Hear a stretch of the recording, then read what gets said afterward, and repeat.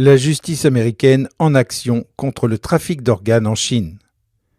La Maison des présidents des États-Unis adopte une résolution pour s'opposer au prélèvement forcé d'organes par le Parti communiste chinois.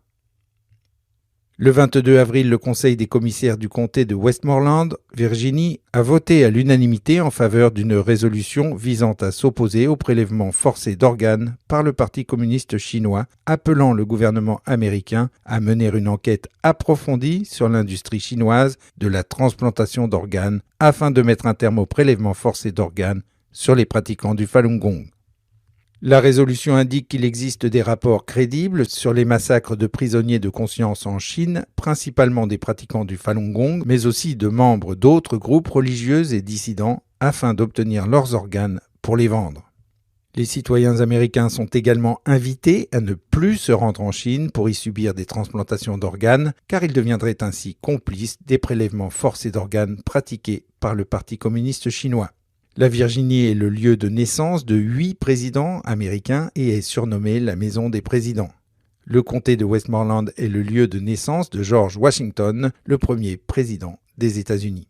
Tini Tang, résident de Virginie et pratiquant du Falun Gong, a pris la parole lors de la réunion du Conseil des commissaires du comté de Westmoreland, soulignant qu'au début des années 2000, les hôpitaux chinois annonçaient que le temps d'attente pour les transplantations était court.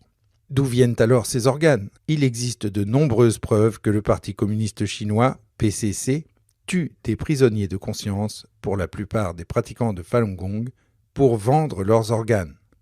Depuis 2021, 9 comtés de Virginie avaient déjà adopté des résolutions pour faire cesser les prélèvements d'organes forcés du PCC.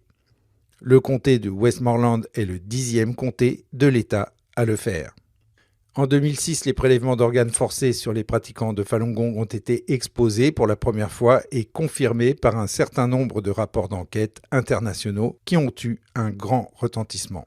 En 2016, Tracing the Persecution of Falun Gong International, Tracing International, a noté qu'après que la persécution du Falun Gong a été lancée par Jiang Zemin en 1999, il y a eu une explosion du nombre de transplantations d'organes en Chine, les transplantations de foie officiellement déclarées ayant été multipliées par 180, et ce, rien qu'entre 1999 et 2006. Le 22 juin 2016, l'ancien secrétaire canadien pour l'Asie-Pacifique David Kilgour, l'avocat canadien des droits de l'homme David Matas et le fameux journaliste d'investigation américain Ethan Gutmann ont rédigé conjointement un rapport d'enquête sur le prélèvement forcé d'organes par le PCC intitulé Bloody Harvest, The Slaughter and Update. Ce rapport, intitulé en français Moisson sanglante, a été officiellement publié au National Press Club à Washington.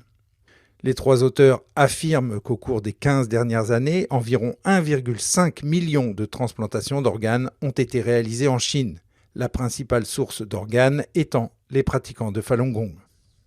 Au même moment, la Chambre des représentants du Congrès des États-Unis a adopté à l'unanimité la résolution 343 exigeant du Parti communiste chinois qu'il cesse immédiatement de persécuter le Falun Gong et de prélever de force les organes sur les prisonniers de conscience, principalement les pratiquants du Falun Gong, mais aussi les chrétiens, les Ouïghours, les démocrates et d'autres.